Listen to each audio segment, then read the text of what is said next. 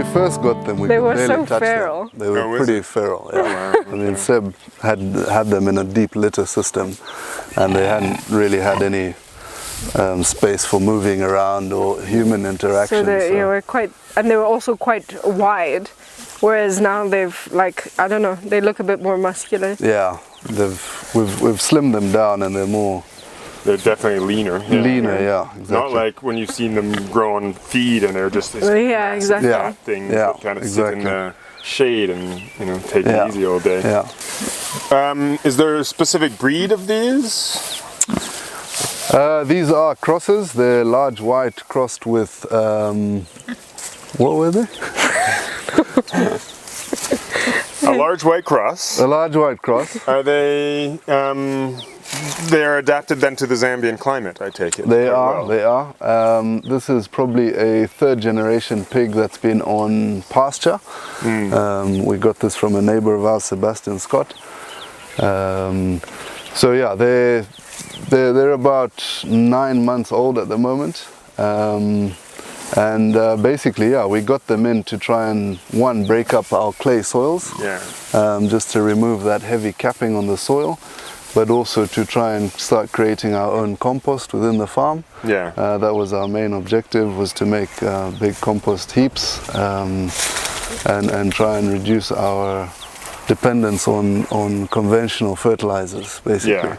Yeah. Well, and reintroduce those kind of organic components back into the soils that will have been lost over time. Exactly. So yeah, basically a pig has got it's a hooved animal, and when crawled like this, they basically break up that capping and start, releasing a bit more organic matter into the soils. That also helps the water retention.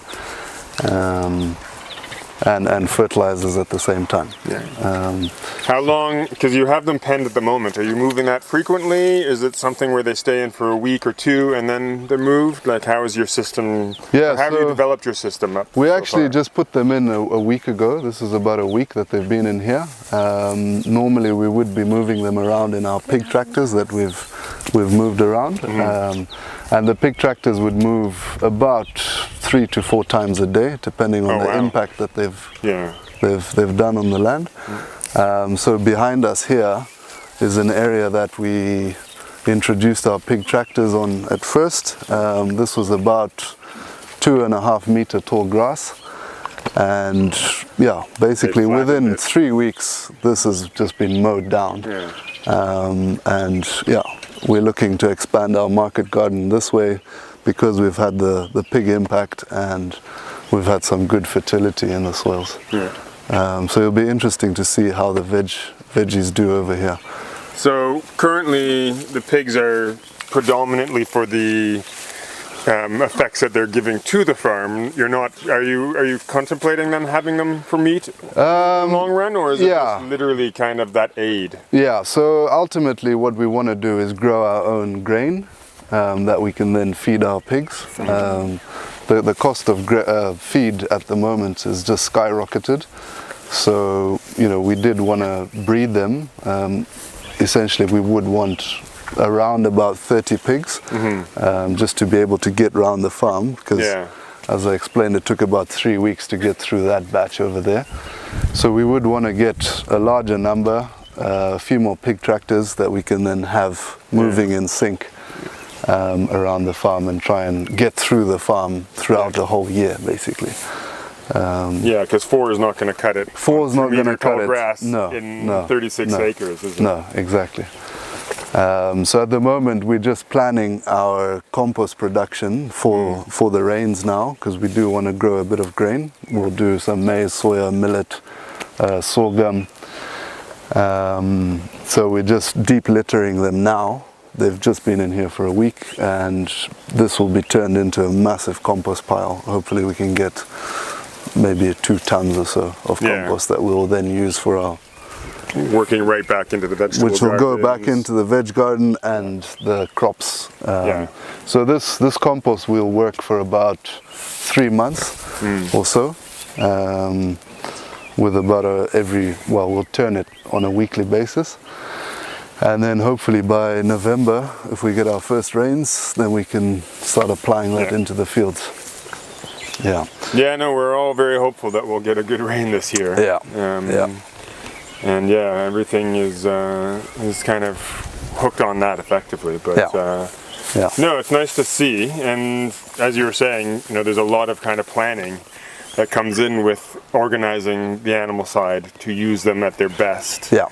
And to get the most out of them, as well as their abilities to impact the landscape and the soils. Exactly. So essentially they're a tool. Yeah. We're using them as a tool. Instead of us going in with a plow or some form of a tiller, we're using the pigs to basically prep the land for whatever crops we're planning to put in. Yeah, no, if anything can make it easier on us, let's do it, right? Exactly, yeah.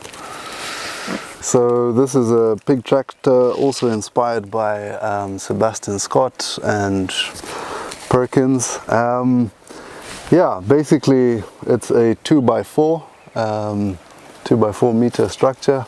We've used 1.2 millimeter square tubing just to try and keep the weight down. Yes, otherwise they'll move it on you, isn't it? Well, they have been, yeah. I mean, sometimes we would position it and in the morning we would find it 50 meters away. Oh, wow. Just 2 pigs can do that. So, okay, you're putting 2 in here, effectively. 2, yeah. For 2? Well, you can put up to 6 in here.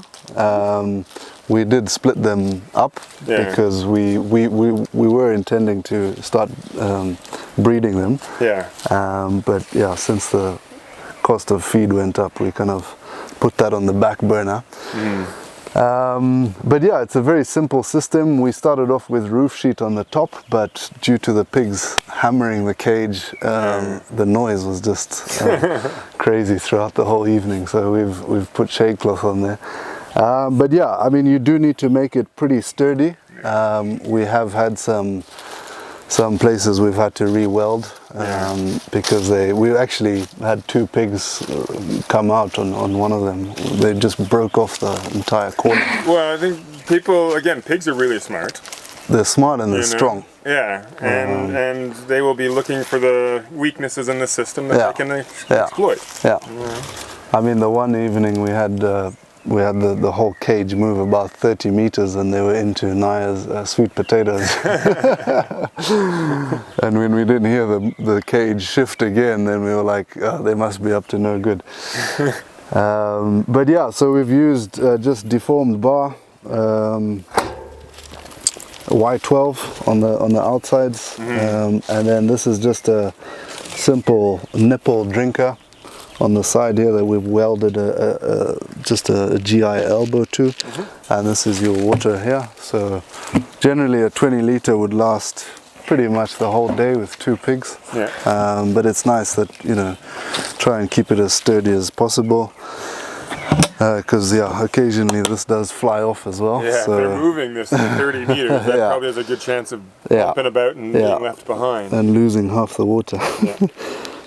So yeah, I mean, there are some design improvements I would do. I'd probably weld another rod just to keep the bucket a bit more secure.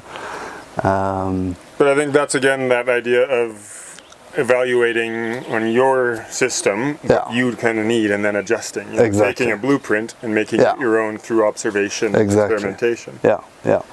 So yeah, I mean, it's a simple design. We've put 2 handles on the end here. So ultimately we would want some wheels, because it is still quite heavy, so generally you can move it one person, it's quite easy, you just drag it along, as long as the surface is flat. If you're going to put wheels on it, you'd have to make sure that they're off-road wheels. Exactly, so you'd need maybe wheelbarrow wheels we've looked at potentially. But yeah, so far, you know, generally we're always 2 people on the farm, so we can quite easily just lift it together. But yeah, it's really nice because one, they're not getting shocked by the electric or potential shock. They've got enough space to roam around and they're constantly moving.